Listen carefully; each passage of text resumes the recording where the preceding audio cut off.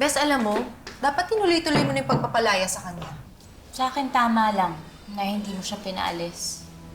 Paano kung puntahan niya yung naka-one night stand niya? Hindi niya nga daw kilala eh. I don't think gagawin niya yun kahit napalayasin ko pa siya. Wala daw silang relasyon. Wala nga kwenta yung babaeng yun eh, yung sabi niya. Walang kwenta pero pinatulan niya. And I'm sure nag-enjoy siya, no? Kapal ng mukha niya. Chloe, okay ka lang? Triggered much? Kasi sira ulo si Bernard. Ako, Bes. Galit ako kay Bernard. But I'm still rooting for you. For the both of you. Pamilya kayo eh. Hindi naman lahat ng problema nasusolve ng hiwalayan.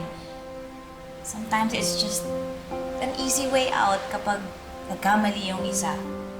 But best for all you know, after this, baka mas maging matibay kayo ni Bernard. Sana nga. So ngayon kasi masyado pa rin masakit.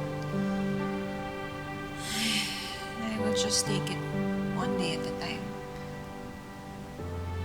Mahal ko pa rin eh. Ako, I'm sorry to play devil's advocate, ah. Pero I think uulit pa talaga yan si Bernard. Kaya dapat pinalayas mo na siya.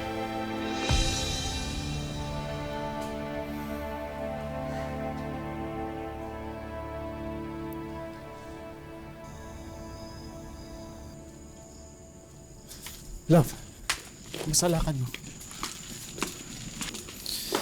Angela. Angela.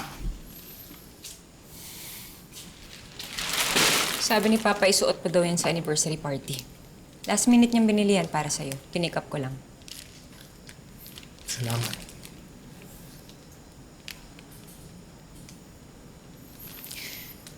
Alam mo bang gustong-gusto ko ng Papa ko? Hindi siya naniniwalang lulukohin mo ko.